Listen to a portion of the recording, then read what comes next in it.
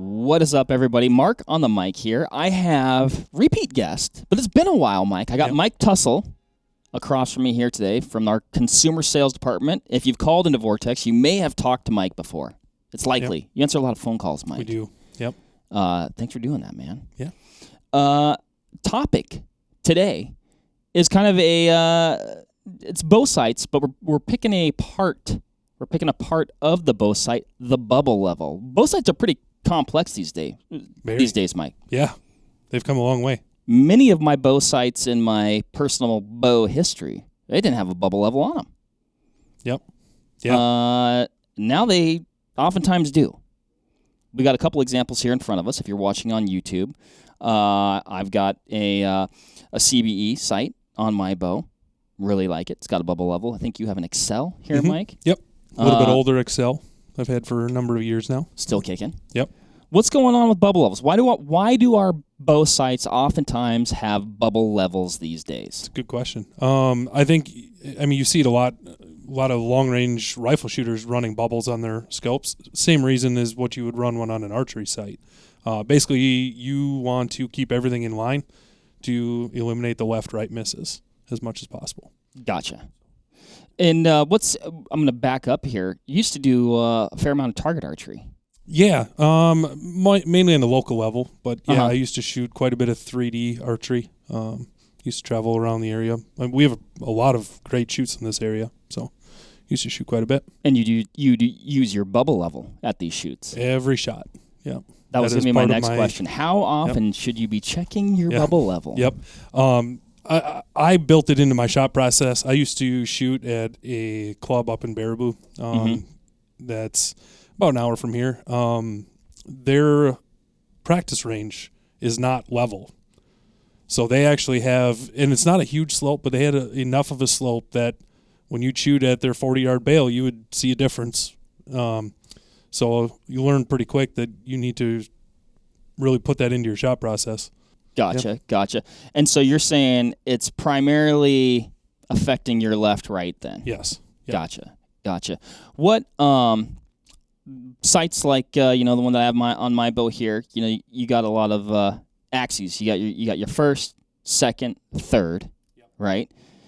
Is the level more associated with one of those versus the others? Really two of them. So the ones that you're really going to be concerned with, first axis is, correct, I may be wrong on this, but it actually has to do more with having it squared up to the bow itself. That's hard to adjust without shimming things. The main ones you're going to deal with are second and third axis. Gotcha. So if you picture, and I've got my target scope here. If you were just on a level surface, this right here, when your bubble moves back and forth, that's your second axis adjustment. Okay. When you get into third axis is when you start pointing the bow upward or downward, and if you're turned at all, that's your bubble's going to move left and right, and you're going to be third axis off on that. So on these sights, you actually have an adjustment for second axis, and then on the back for third axis. So these will allow you to correct when you're shooting both flat ground or up or downhill. Gotcha. Yep. Well, with your shot process, when are you checking your bubble? Because that's a good question. I think I'm trying to get better at creating like a more consistent shot process, right?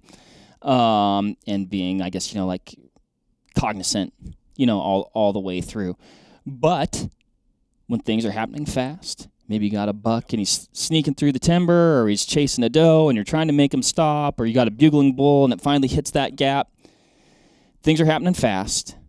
So when's the best time to do that and keep all your stuff together so you can execute that best shot? So personally, it's part of my shot process where I'm drawing, setting up my anchor point, and I always draw with my pins a little bit above my target. Okay. So as the pins are settling onto the target, I'm checking my level at that point, because I don't want to start aiming and then go, oh, my bubble, look back, and now I have to adjust, and then now I'm nowhere near where I wanted to be aiming and have to do a lot of movement.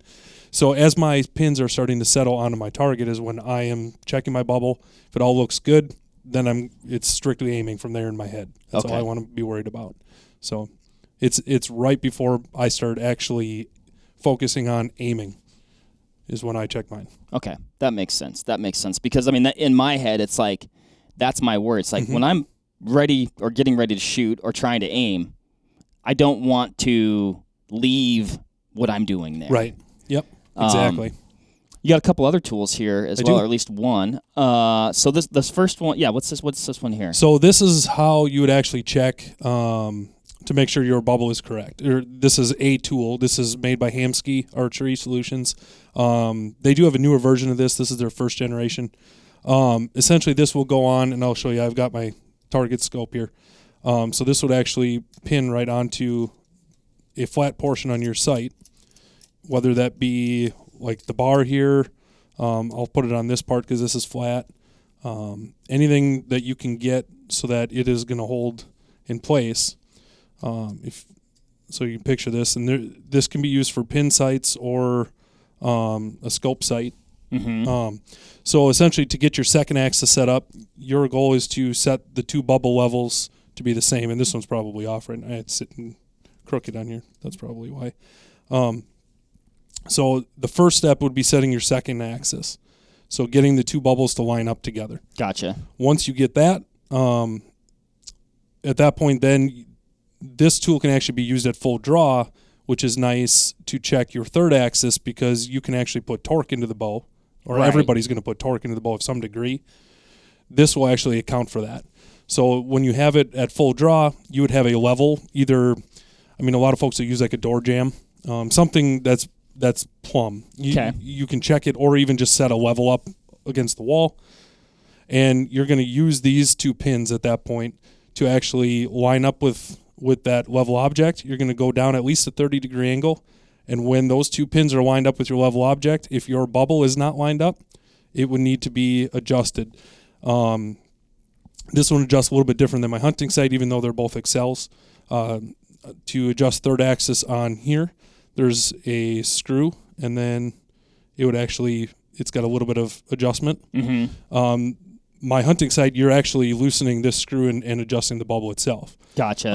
And yours would have second and third axis adjustments as well, just maybe a little bit in a different spot. Archery sights, it's so funny. It's like a lot of things going on with all of them, when you get to like this level of sight, and they all skin the cat similar, but often a little bit different at the same time. I guess that's why there's a lot of different models out there, pick the one that's right for you.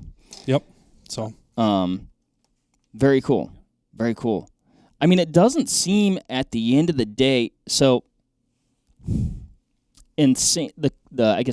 conceptually, not crazy complex. You can do it yourself. Oh, absolutely. I cheat and go to the bow shop, get some help. But very important. Yes. Yep. And the biggest thing too, this piece, like I said, can be done at full draw. If you're having this done, you want to be the one drawing the bow, because you will torque the bow differently than someone else will. So that is part of that third axis adjustment, is taking care of any torque that you're imparting into that bow. Right, which it would be impossible to not do some. Oh, absolutely. Yep. And I imagine it could potentially, now I'm speculating as I'm looking at this and hearing you talk about it, it might reveal some things that you could work on at the same time. Like you might be like, oh my gosh, the way I'm gripping the bow, Like you may be like, well, do I want to change things with the setup, or maybe I need to change some things personally, perhaps. My grip, that's something that I've been working on a lot this year. Mike, did we leave anything out? Like, I feel like it's talked about. It sounds so complex, but it's kind of not, but it kind of is. Yep. There's... If you're ever wondering how much it will actually affect your shot, take it to the range, shoot it, and actually impart some cant and see how far off you're going to end up. And you can do it on a flat range, like your second axis would be off, simulating. And you'll see. If you're going to shoot an animal, you have a sizable, kill zone. You're probably okay in most situations. If you're trying to shoot a little 1 or 2 inch, 11 or 12 ring, that's when it's going to start to matter. Well, I imagine distance comes into Oh, play absolutely. too. Yep, absolutely. And then you throw in out of a tree stand or up or downhill, and it's going to just exaggerate it even more. If you are shooting on a side hill, and a little tip that I learned along the way, if you know you're shooting on a side hill, if you draw with your top cam into the hill, it's a lot easier to settle your bubble that way versus trying to push it up the hill. Gotcha. So it's almost like drawing your bow with your pins above your sight or above your target and letting them come down versus trying to raise them up to the target. Yeah. It's kind of same concept. Yeah, that makes sense. You're kind of like, instead of fighting gravity, you're letting gravity help you. Just like letting it bring you in to where you want to be. That is a good tip. Yeah, man, I've had some side hill shots that didn't turn out how I wanted. And I'm thinking, you're like looking back, and this is years ago, right? But you're like, interesting. Obviously a variety of factors at play, I'm sure. Yep. But that definitely could have been one of them. For sure. Mike, I like it. We're nearly on time. A rarity. Nice. A rarity with a 10-minute talk. Thanks for running through this. If you're out there listening and you still have any questions, shoot them our way, and pun intended there, and let us know. We'd be happy to help. So I appreciate that, Mike. And thank you. Apparently I need some additional things to order from the store, which I never need but always need. So, yep. But all right, everybody. Thanks for listening. We'll catch you on the next one. Thanks, Mike.